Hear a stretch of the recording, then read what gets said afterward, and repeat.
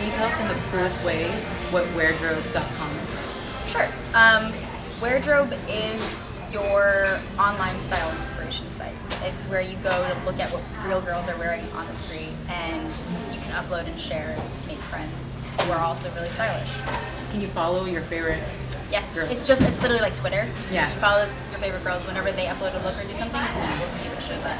And you pretty much have a dashboard of like her favorite style icons. And it indicates where the girl bought the piece too, right? Yes. Okay. She'll write about it. She'll generally kind of blog about why she put it together, how she put it together, and where they're from. Yeah. So how did you come up with this idea? It's a really, really dorky reason. It's actually so far removed from what Wardrobe is now that it's kind of funny. So I started it because I am kind of obsessed with organizing things and Excel spreadsheets. So in college, I had created an Excel spreadsheet of my entire closet and every single item in it, and I'd color-coded everything. Right, and you did photos too, right? No photos. It was just an Excel spreadsheet. This is this was maybe 5-6 years ago when the idea kind of first came about. And then I showed the spreadsheet to my friends and who ended up being my co-founders. And they made fun of me for it, but they were like, well, let's just try it out. There's no such thing as an online closet. So we built out the product like that. And then once we built it out, we realized no one really was interested in online closets as much as they were interested in actually seeing how people wear clothing and how they put it together. Right. So we the site just grew in that direction because that's what the community wanted. Right. Yeah. Wow. Do you feel like you were lucky that this happened to you?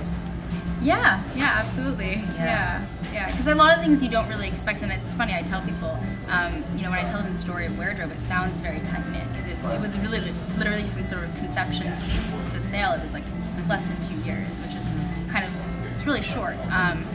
And it sounds very tight knit, like all these things happened. But when you're in the moment, when you're doing it yourself, it doesn't feel tight knit at all. It feels like you're kind of up and down this roller coaster. Like you don't necessarily know what's coming next. You only know when you look back.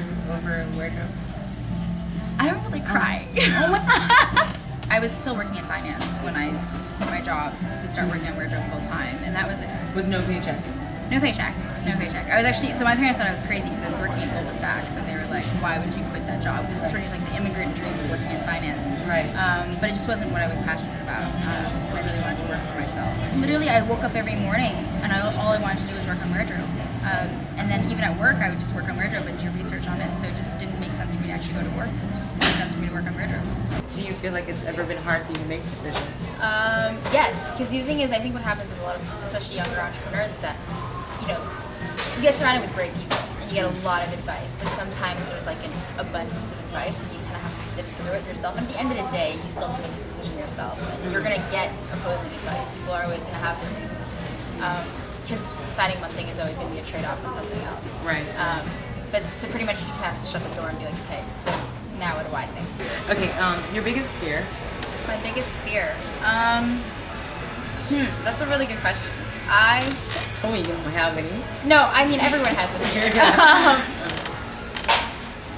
I guess my fear has always been that I won't reach my potential. Mm-hmm. Do you feel like, since you've sold your company, yeah.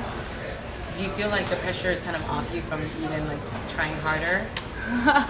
That's funny because I actually think it's the other way around. I feel like there's more pressure because now you kind of feel like, well, you should start something else. You definitely should jump right in. And I've actually felt that pressure of kind of, this is a window of opportunity to start something else and jump right into it.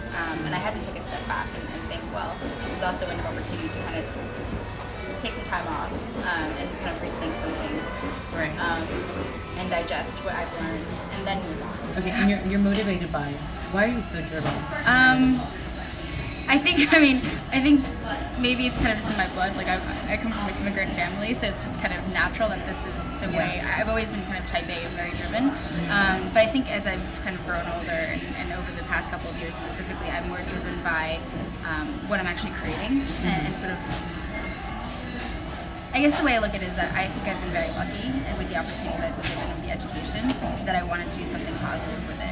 Right. And I kind of see this as an opportunity for me to actually make an impact. That I got type 1 diabetes in college.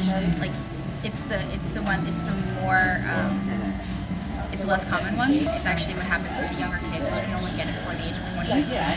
And literally, I got it from the flu. I guess the way I see it is that I think every bad thing that happens to you in your life is an opportunity to do good.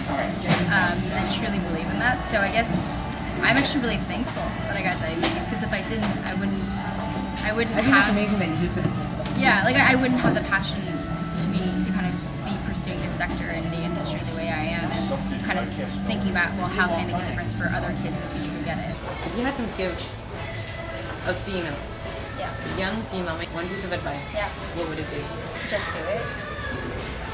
Yeah. Forget about the fear. Forget about Just do it. Like, what's the worst that's gonna happen? fall behind. You know. Fall behind what? You know what I mean? I guess it's just like in the big picture, in the grand scheme of things, everyone has a different path. Everyone has different passions. So who are you really falling behind? No one. You're really amazing.